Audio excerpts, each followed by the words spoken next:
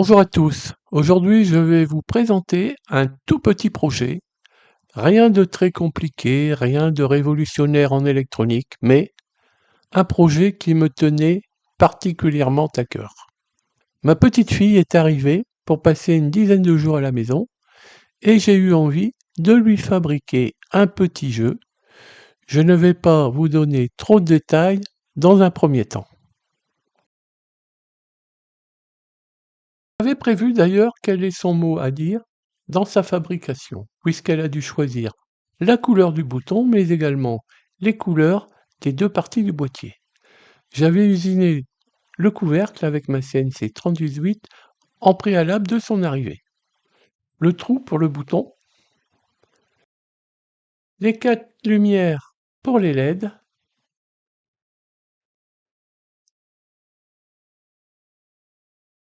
ainsi que les 4 perçages pour la fixation du PCB. Puis ensuite, nous avons tout assemblé en commun. Alors, qu'est-ce que c'est? C'est tout simplement un petit jeu de hasard, vous l'avez deviné bien sûr. On peut y jouer seul ou à plusieurs. Il pourra être alimenté très simplement, soit par un petit power bank, ce qui permettra de l'emporter facilement, soit tout simplement par un bloc chargeur USB de téléphone.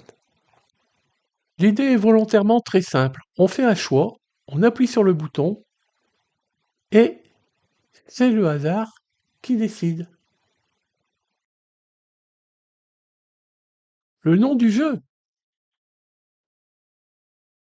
BLN Kyla.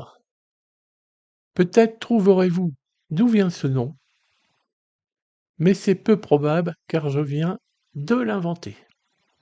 Par contre, je vous laisse déjà essayer de le prononcer.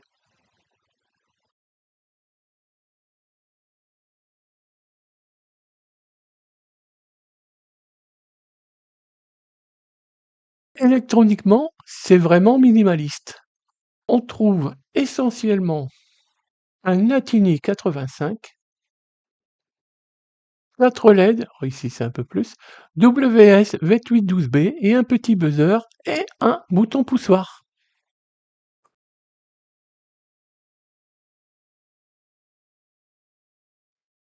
Je vous mets ici le schéma que je vais vous présenter très rapidement.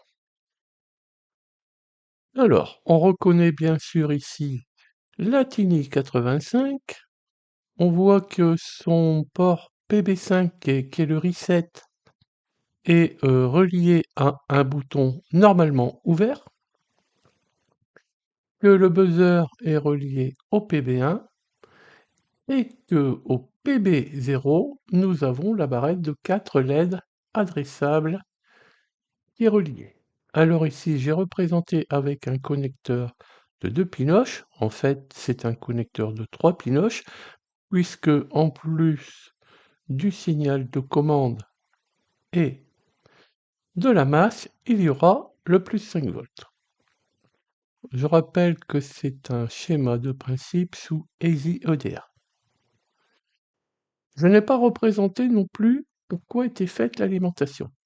Donc sur un petit PCB que j'ai mis dans la boîte, eh bien j'ai un petit connecteur type USB-C qui est là pour ramener le plus 5 volts. Alors, donc via un cordon USB, ce sera donc soit sur un bloc chargeur de téléphone, mais encore mieux, on pourra relier un power bank. Bon, la plupart d'entre vous le savent, un power bank n'est pas qu'une batterie, c'est une batterie mais avec un tout petit peu d'électronique à l'intérieur. Et la plupart des power banks, si ce n'est pas tous, eh bien, si au bout d'un certain temps, ils voient leur consommation passer en dessous d'un certain seuil, ils se coupent. Donc là, s'ils se coupent, au bout d'un certain temps de non-utilisation par exemple, eh bien, il aurait fallu débrancher et rebrancher le cordon.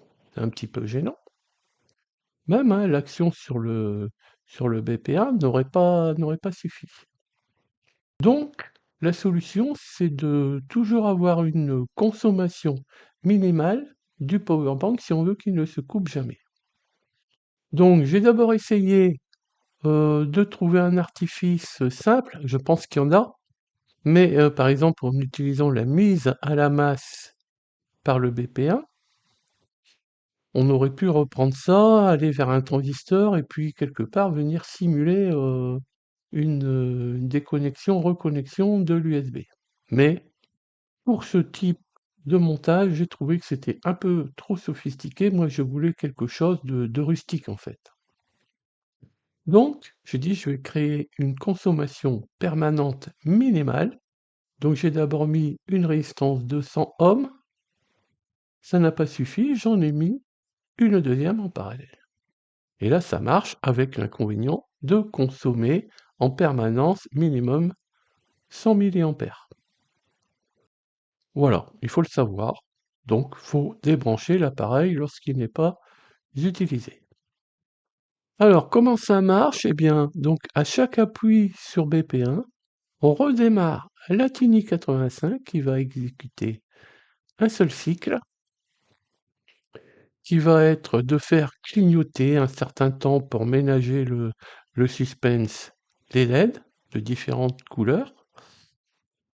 Et puis, ensuite, on va avoir un bip, et donc quasiment au même moment, une seule LED va rester allumée, avec, toujours aussi de manière aléatoire, une des trois couleurs, vert, rouge ou bleu.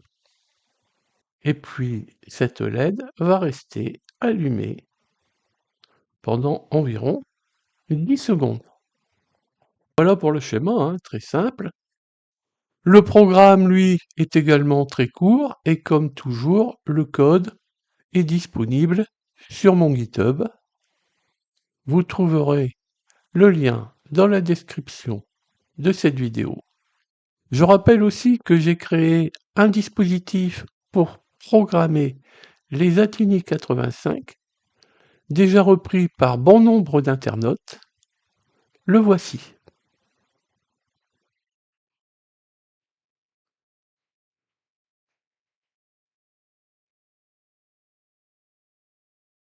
Alors, la vidéo est DFTA 235. Le lien est en description de cette vidéo.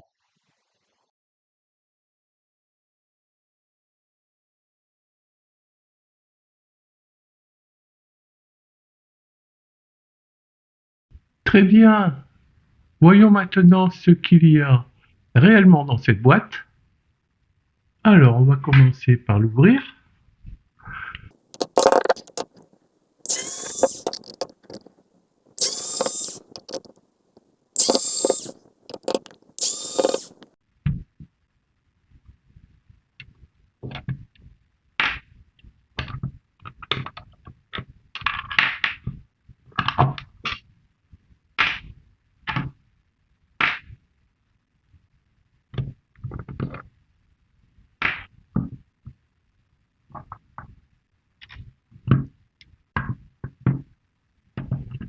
Voilà.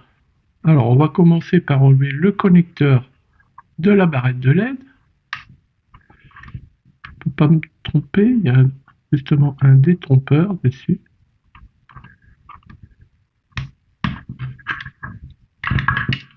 Voilà. Alors pour le BP, j'ai laissé des longs fils en fait. Alors ce que l'on voit à l'intérieur, on voit tout d'abord la barrette de LED. Vous voyez que j'ai utilisé en fait des petites colonnettes.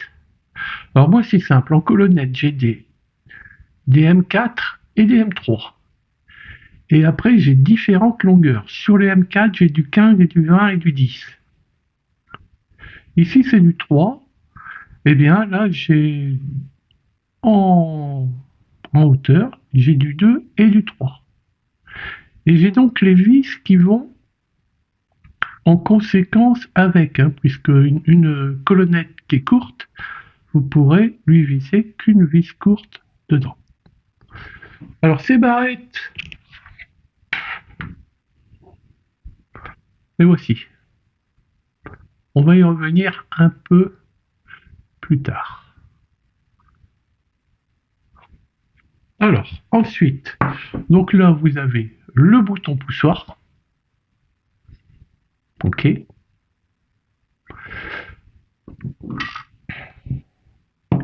Ici, on retrouve la Tiny 85.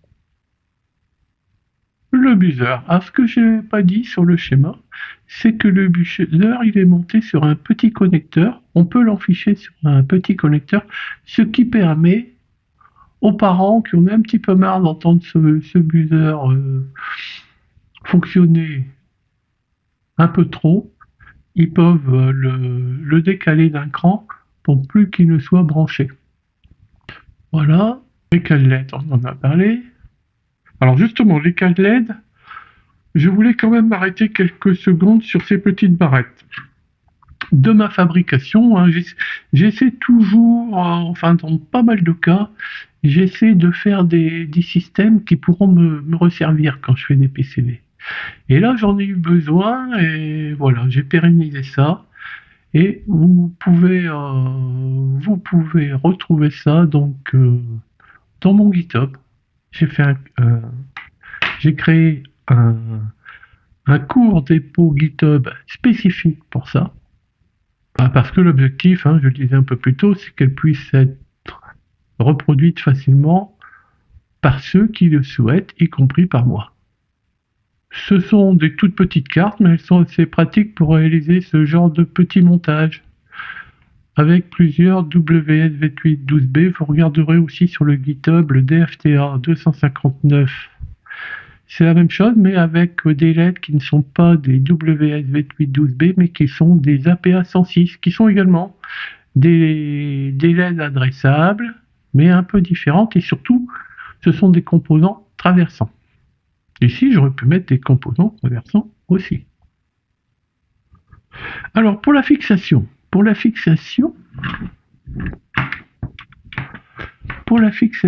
on peut voir ici que j'avais déjà la possibilité de mettre une vis. Donc, c'est des petits circuits pastillés, tout fait, avec 4 trous. Donc là, j'avais possibilité de mettre une vis. Ici, j'avais créé une lumière, un petit rectangle, en fait. Et après, je me suis dit, mais c'est vrai, j'ai des petits presse-étoupes. J'ai repris un presse-étoupe, et puis ça a marché, j'ai pu l'introduire, et là, j'ai donc ma fiche USB qui vient dans mon petit connecteur. Et déjà, ça maintient le PCB. Mais de plus, je pouvais venir le presser ici par ces vis-là, donc je l'ai fait avec une petite rondelle, et j'ai rajouté une petite couche de colle par-dessus pour consolider l'immobilisation. Ce que j'ai pas dit aussi, c'est que ici sur les petites vis ici, j'avais pas de loctite faible. Eh bien, j'ai utilisé de la cyanolite, mais juste en y mettant qu'une petite goutte. Et je peux vous dire que j'ai acheté ça, et c'est quelque chose de nickel pour travailler avec précision avec la cyanolite. De plus, si vous mettez ça sur un petit tube, eh bien, vous l'entamez à 10h du matin, à 14h, ça n'a pas séché à l'intérieur. Alors ça se vend par paquet de 50 ou de 100, je ne sais plus exactement. Si on a parmi vous qui sont intéressés, je pourrais essayer de vous remettre le lien. Je crois que j'ai dû acheter ça chez AliExpress. Vraiment bien. Vraiment, vraiment, vraiment bien. Très bien. Bah écoutez, maintenant, je referme la boîte.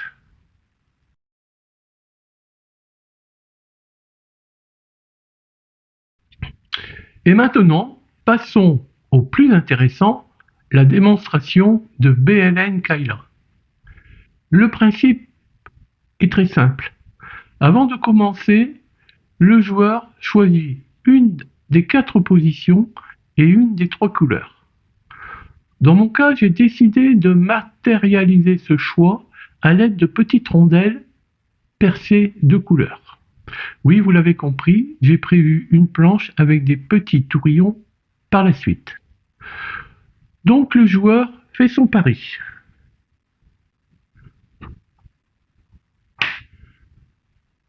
Alors pour moi, ça sera rouge 2. Vous pouvez aussi faire votre choix. Et maintenant, BLN Kayla, à toi de jouer. Donc je ne sais plus si je dis. Bon, je reprends. Donc j'ai choisi rouge sur le 2.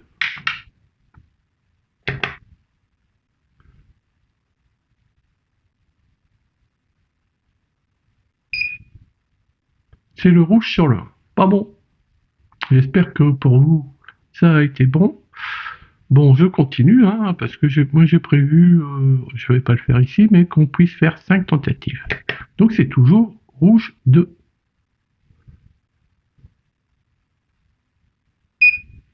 Ah bah c'est le bleu sur le 1. Alors, vous pouvez voir qu'au bout de 10 secondes, la LED s'éteint. Voilà, elle s'éteint. Alors les règles. Alors moi j'ai proposé une règle. Bien entendu, c'est libre. Pour rendre le jeu plus intéressant, chaque joueur dispose de 5 tentatives. Et si la couleur est bonne, mais la position pas bonne, c'est 1 point. Si la position est bonne, mais pas la couleur, 2 points. Et si la couleur et la position sont bonnes, 3 points. On note les points après chaque tentative, par exemple, avec de simples bâtonnets sur une feuille. Bon, tous les enfants de 5-6 ans ne savent pas écrire. Puis on passe au joueur suivant. C'est volontairement très simple, très facile à mettre en place. Bien entendu, les règles peuvent être modifiées. Nous avons même joué ici en famille à 2 et 3 rondelles. Voilà, c'était donc le BLN Kayla. J'espère que maintenant vous arrivez à le prononcer. Comme je le disais au début, c'est vraiment un tout petit projet, mais c'est un projet de cœur.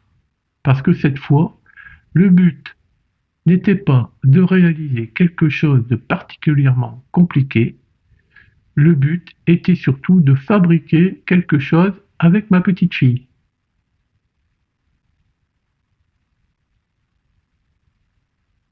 Et de lui laisser choisir pour une partie de la réalisation. Et surtout passer un peu de temps autour de l'électronique et finalement, je crois que c'est un peu ça aussi, faire de l'électronique. Cette vidéo touche à sa fin.